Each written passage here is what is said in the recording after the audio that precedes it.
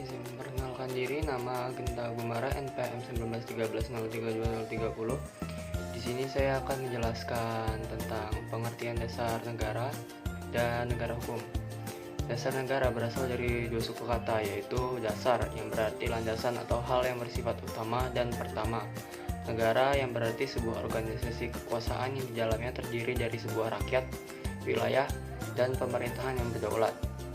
Jadi bisa dikatakan dasar negara adalah landasan kehidupan bernegara.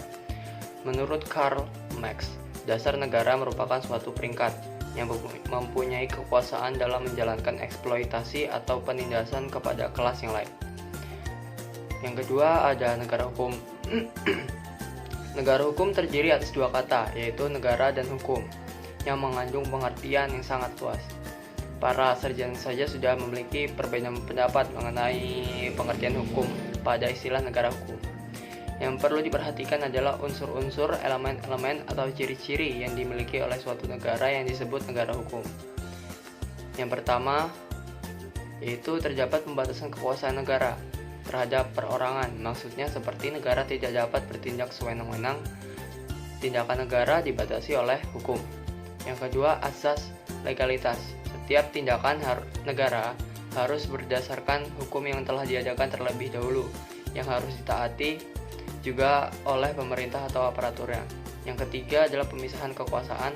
Badan yang membuat perundang-undangan, melaksanakan, dan mengadili harus terpisah satu sama lain, tidak berada dalam satu tangan.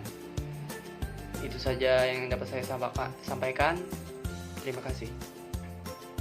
Baiklah, di sini saya Novia Listiani, NPM 1913032053. Di sini saya akan menjelaskan tentang unsur-unsur negara. Sebagai sebuah organisasi, negara memiliki unsur-unsur yang tidak dimiliki oleh organisasi apapun yang ada di dalam masyarakat. Secara umum, unsur negara terdiri dari dua unsur, yaitu unsur deklaratif dan unsur konstitutif. Unsur deklaratif merupakan unsur yang hanya menerangkan adanya suatu negara, dan unsur konstitutif merupakan syarat mutlak terbentuknya negara. Adapun unsur-unsur konstitutif terdiri dari tiga unsur, yaitu adanya rakyat, adanya wilayah, dan adanya pemerintahan yang berdaulat. Unsur ini merupakan syarat mutlak terbentuknya suatu negara. Jika tidak ada dalam suatu negara, maka negara tersebut tidak dapat dikatakan sebagai sebuah negara. Lalu unsur deklaratif. Unsur deklaratif yakni adalah unsur pengakuan dari negara lain. Ini unsur yang sangat penting karena pengakuan dari negara lain merupakan sebagai wujud kepercayaan negara lain untuk mengadakan hubungan, baik hubungan bilateral maupun hubungan multilateral. Baiklah, saya akan menjelaskan tiga unsur konstitutif. Yang pertama yaitu adanya rakyat. Rakyat adalah semua orang yang menjadi penghuni suatu negara. Mustahil negara akan terbentuk jika tidak ada rakyat. Rakyat terdiri dari penduduk dan bukan penduduk. Penduduk adalah semua orang yang bertujuan untuk menetap dalam wilayah suatu negara. Penduduk juga dapat dibedakan menjadi dua, yaitu warga negara dan bukan warga negara. Warga negara sendiri adalah mereka yang menurut hukum menjadi warga dari suatu negara, sedangkan yang tidak termasuk warga negara adalah orang asing atau yang biasa disebut juga warga negara asing. Lalu yang kedua saya akan menjelaskan tentang adanya wilayah. Wilayah merupakan unsur kedua karena dengan adanya wilayah yang didiami oleh manusia, maka negara akan terbentuk. Jika wilayah tersebut tidak ditempati secara permanen oleh manusia, maka mustahil untuk membentuk suatu negara. Wilayah juga meliputi sebagai berikut, yaitu wilayah daratan, wilayah lautan, dan wilayah udara. Dan yang ketiga saya akan menjelaskan tentang pemerintahan yang berdaulat. Pemerintahan ini adalah pemerintahan yang mempunyai kekuasaan baik ke dalam ataupun keluar untuk menjalankan tugas dan wewenang mengatur ekonomi, sosial, dan politik suatu negara atau bagian-bagian sesuai dengan sistem yang telah ditetapkan. Pemerintahan sangat diperlukan dalam berdirinya suatu negara. Tidak mungkin jika negara muncul tanpa kemudian diikuti oleh berdirinya sebuah pemerintahan. Sistem pemerintahan di negara pun berbeda-beda. Ada sistem pemerintahan parlementer, ada sistem pemerintahan presidensil, ada sistem pemerintahan monarki, ada sistem pemerintahan federal, dan sebagainya. Cukup sekian dari saya. Kemudian saya akan melanjutkan materi dari sebelumnya, yaitu yang keempat, pengakuan dari negara lain. Pengakuan dari negara lain dapat dibagi menjadi dua kelompok, yaitu pengakuan secara de facto dan pengakuan secara de jure. Pertama, pengakuan secara de facto. Pengakuan secara de facto adalah pengakuan tentang kenyataan adanya suatu negara yang dapat mengadakan hubungan dengan negara lain yang mengakuinya. Kemudian, pengakuan secara de jure. Pengakuan secara de jure adalah pengakuan secara resmi berdasarkan hukum oleh negara lain dengan segala konsekuensinya. Kemudian yang B, unsur-unsur hukum tata negara. Pertama, ada organisasi negara. Organisasi negara adalah susunan organisasi negara, bentuk negara, sistem pemerintahan, pembagian wilayah daerah, macam-macam lembaga negara, baik pusat maupun dalam bagian wilayah atau daerah. Kemudian yang kedua, hubungan antar organisasi negara adalah mengenai tugas dan wewenang lembaga negara, baik di tingkat pusat melalui pembagian kekuasaan horizontal atau eksekutif, legislatif, dan yudikatif, serta lembaga kenegaraan lainnya, maupun di tingkat wilayah atau daerah, pembagian vertikal, serta hubungan antar lembaga negara yang satu dengan yang lainnya. Kemudian yang ketiga, hubungan antar negara dengan penduduk dan warga negaranya adalah hubungan antar negara atau pemerintah dengan warga negara dan penduduknya. Misalnya, pengaturan tentang hak dan kewajiban warga negara dan hak penduduknya. Nama saya Bernilia Febrianti, NPM 19130320046. Di sini saya akan membahas mengenai asas-asas hukum tata negara. Asas-asas dalam hukum tata negara dapat dilihat dalam Undang-Undang Dasar 1945, yang merupakan hukum positif dan pembuktian dari asas-asas serta pengertian-pengertian dalam penyelenggaraan negara. Di sini saya akan membahas mengenai 3 asas, yaitu asas Pancasila, asas negara hukum, dan asas legalitas. Yang pertama, asas Pancasila.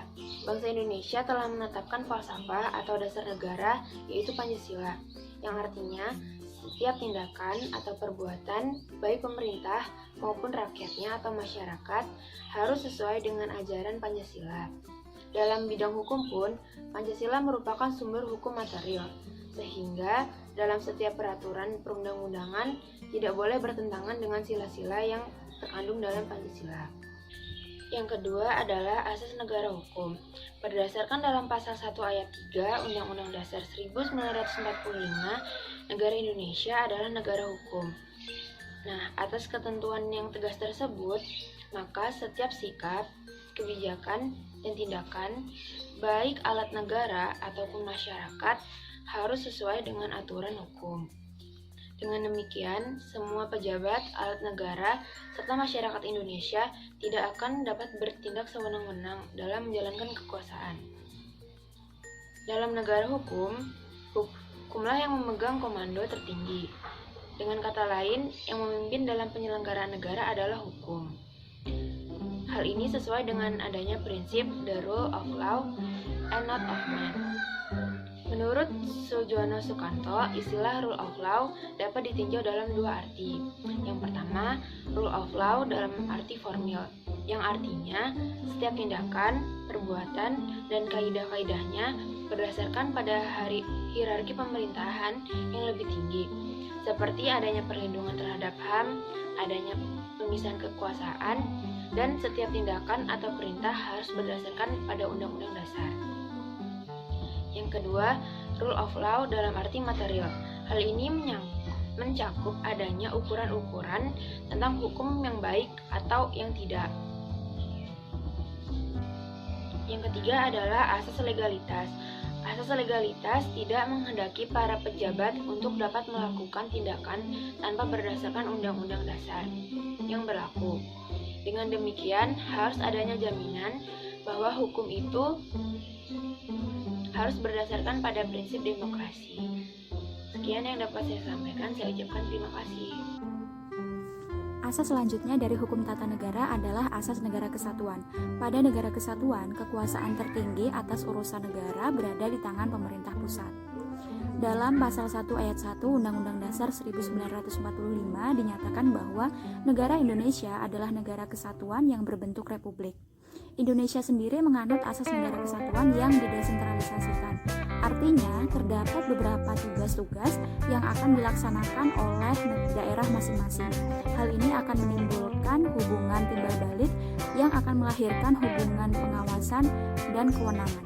Asas selanjutnya dari hukum tata negara adalah asas kedaulatan rakyat dan demokrasi. Kedaulatan artinya kekuasaan tertinggi pada suatu wilayah. Kedaulatan rakyat artinya kekuasaan tertinggi di suatu wilayah ini berada di tangan rakyat. Pada pasal 1 ayat 2 Undang-Undang Dasar 1945 telah dijelaskan bahwa kedaulatan berada di tangan rakyat dan dilaksanakan menurut Undang-Undang Dasar. Asas kedaulatan rakyat menghendaki bahwa setiap tindakan atau perbuatan yang dilakukan oleh pemerintah harus sesuai dengan kemauan rakyat. Beberapa ahli menyatakan bahwa pemegang kekuasaan pada negara demokrasi adalah rakyat. Paham kerakyatan atau demokrasi tidak bisa dipisahkan dengan paham negara hukum. Hal ini disebabkan hukum ini nantilah yang akan membatasi kekuasaan dari pemerintah atau negara, dan sebaliknya, kekuasaan ini diperlukan juga untuk membuat dan melaksanakan hukum. Asas yang terakhir dari hukum tata negara adalah asas pembagian kekuasaan dan check and balance. Dalam praktik ketatanegaraan, tidak jarang terjadi pemusatan kekuasaan yang hanya dilakukan oleh satu orang saja. Hal ini akan memungkinkan terjadinya kekuasaan yang otoriter. Oleh karena itu, untuk mencegah hal tersebut, perlu adanya pemisahan atau pembagian kekuasaan. Terdapat perbedaan antara pemisahan dan pembagian kekuasaan. Dalam sistem pemisahan kekuasaan, lembaga-lembaga negara seperti legislatif, eksekutif, dan juga yudikatif akan terpisah. Mereka akan menjalankan fungsinya masing-masing tanpa adanya kerjasama satu sama lain. Berbeda dengan sistem pemisahan kekuasaan, pada sistem pembagian kekuasaan, lembaga-lembaga negara seperti legislatif, eksekutif, dan juga yudikatif akan memungkinkan terjadinya kerjasama di antara lembaga-lembaga tersebut. Agar lembaga-lembaga tersebut dapat saling mengontrol dan terjadi keseimbangan, maka perlu diterapkan prinsip check and balance.